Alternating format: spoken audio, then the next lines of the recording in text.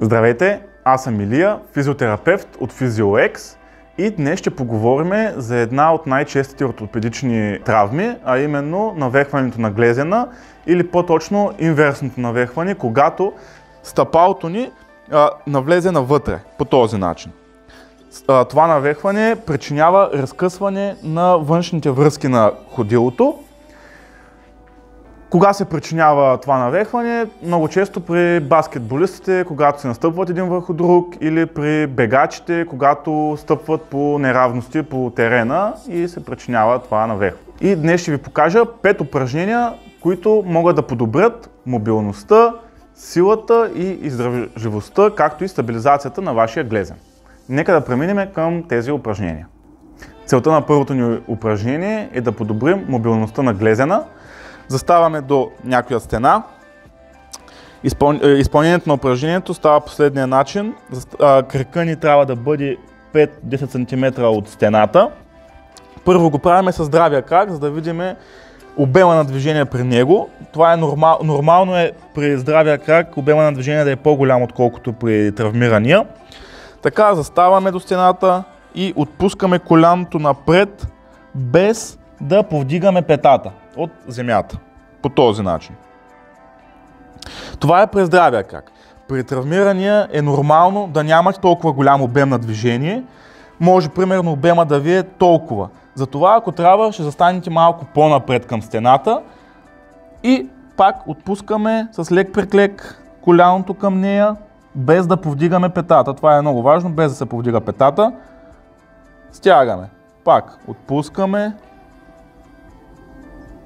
Стягаме. Правиме няколко серийки от това упражнение. Като видим, че се натоваря достатъчно, преминаваме към следващото. При следващото упражнение целта е укрепване на периниалните мускули на глезена, стабилизиращи външната част. За целта използваме ластик, който сме си направили една примка, слагаме я долу на ходилото. Издръпваме ластика на нивото на противоположното рамо и отпускаме глезена в инверсия по този начин. И идеята тук е контролируемо и бавно да върнем глезена в еверсия по този начин. Задържаме няколко секунди и връщаме бавно.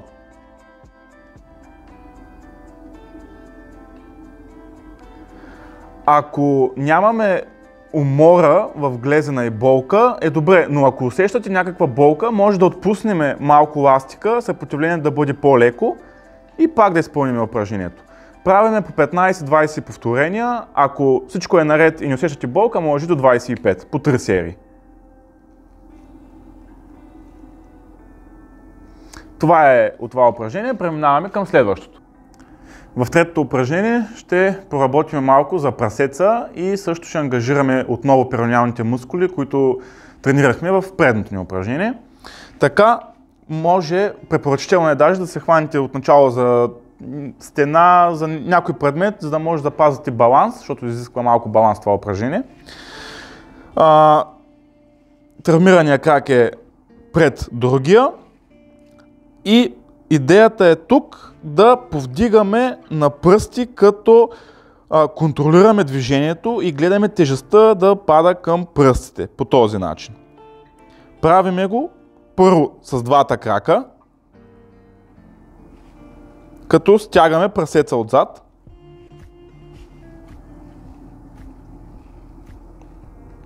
По този начин. Когато сме достатъчно стабилни, дигаме здравия крак и оставаме изцяло на травмирания крак. Пак държим се за някой предмет и повдигаме контролирано и спускаме тежестта към пръстите, за да може да усетиме стягане в прасеца. Задържаме няколко секунди, връщаме. Пак си правиме 15 до 20 повторения, 3 серийки.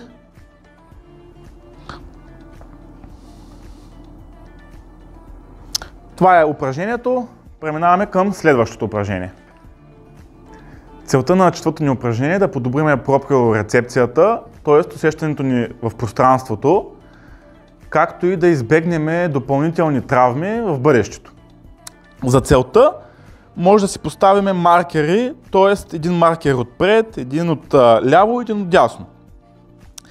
Заставаме на травмирания крак, в моя случай е десния, и започваме на един крак, т.е. отпускаме тежестта отново на травмирания, със здравия докосваме предния маркер, завъртаме в страни, преклякаме леко, задържаме, докосваме десния, преклякаме, докосваме левия. И така повтаряме. Тук баланса и стабилизацията играе доста голяма роля, затова трябва да сте достатъчно стабилни, за да го изпълнявате.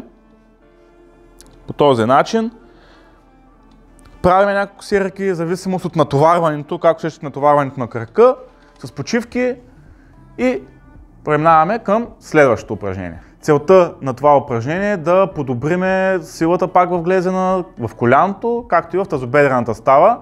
А именно упражнението е клек на един крак. Заставаме на един крак. Първоначално пак може да се хванем за някой предмет, ако имаме страх, че ще паднем. И отпускаме надолу, стягаме. Отпускаме надолу. Упражнението е важно да се прави контролирано, да не се криви глезена, стабилни да бъдем. Отпускаме. Когато станем достатъчно уверени, може да се пуснем от стената и да го направим без да се хващаме.